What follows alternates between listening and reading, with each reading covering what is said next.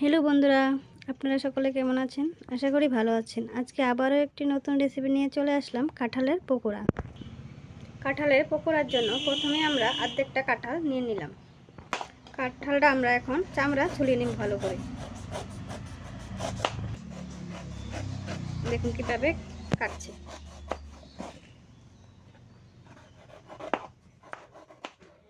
সম্পূর্ণ কাঁঠালটা ছিলে নিল। এখন কাঁঠালটা ভালো করে টুমটুম করে কেটে নেব। প্রথমে মাঝখান দিয়ে কাটতে হবে।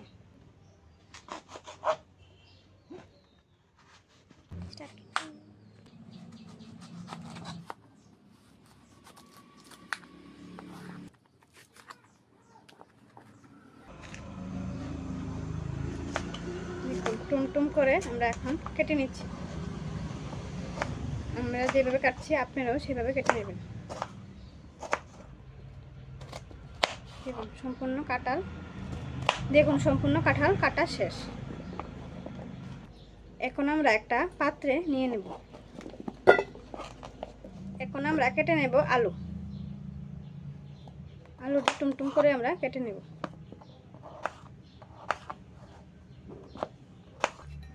আলু কাটা শেষ। এখন একটা পাত্রে নিয়ে নেব। তারপর আমরা এগুলি একসাথে সিদ্ধ করে নেব।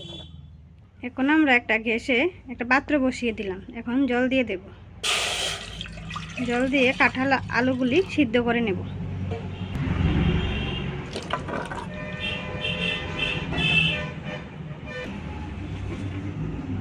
এখন আমরা লবণ দিয়ে দেব।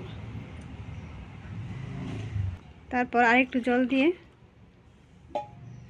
ভালো করে নেড়ে এখন আমরা চাপা দিয়ে দেব। কাঁঠাল আলুগুলি ভালো করে নেড়ে এখন আমরা ঢাকা দিয়ে দেব। ঢাকাটা উল্টিয়ে আবার একটু নেড়ে নেব।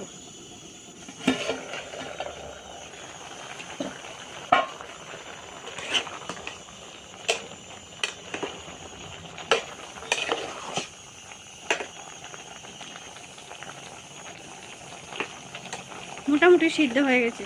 আবার ঢেকে 5 মিনিট রেখে দেব। আবার 5 মিনিটের জন্য ঢেকে দিলাম।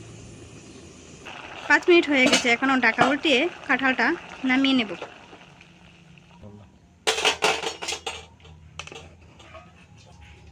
জলটা ছেঁকে নিচ্ছি। এখন আমরা কাঁঠাল ও আলুটাকে ভালো করে ম্যাশ করে নেব।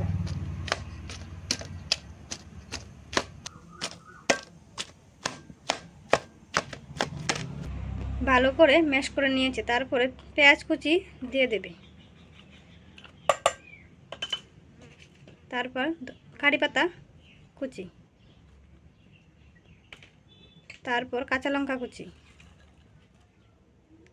তারপর ধনেপাতা কুচি, তারপর স্বাদমতো 1 চামচ নুন, তারপর কালারের জন্য হলুদ, তারপর 1 চামচ গোলমরিচ গুঁড়ো, তারপর দিয়ে দেব বেসন,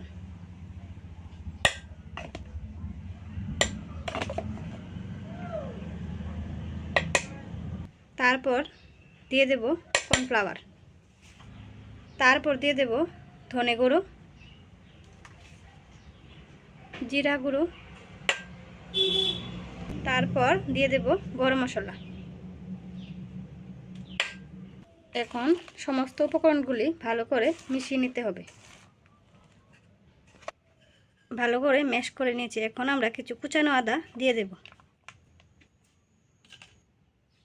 এখন আমরা এটাকে একটা শেপ দিয়ে দেব।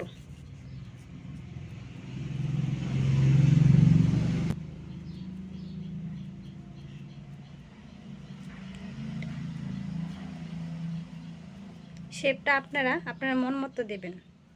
যেরকম পছন্দ করেন ওই অনুমান করেই দেবেন।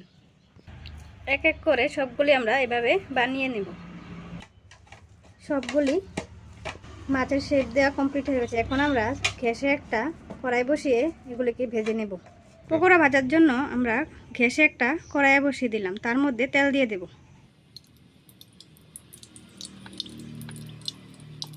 তেলটা গরম হয়ে গেছে। এখন আমরা এক এক করে এটি দিয়ে দেব। পকোড়াগুলি দিয়ে দেব। গ্যাসটা কমিয়ে ভাজতে হবে।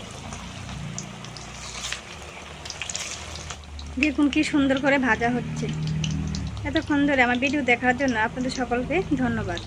যারা ইউটিউব থেকে দেখছেন তারা সাবস্ক্রাইব করে দেবেন, আর যারা ফেসবুক পেজ থেকে দেখছেন লাইক, কমেন্ট, শেয়ার ও ফলো করে দেবেন। Thank you. এক পিঠ হয়ে গেছে, এখন আমরা উল্টিয়ে দেব।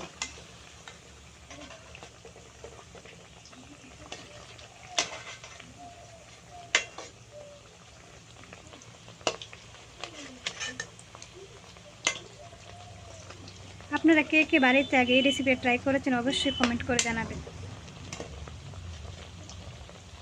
দেখুন দেখুন পকোড়া কালারটা কি সুন্দর হয়েছে। ভাজা হয়ে গেছে, এখন আমরা একটা পাত্রে নামিয়ে নেব। দেখুন কি সুন্দর কালার হয়েছে। আপনারা সন্ধ্যার সময় সসের সাথে এটা খেতে পারবেন, আর আপনারা যদি চান তরকারি করেও এটাকে খেতে পারবেন।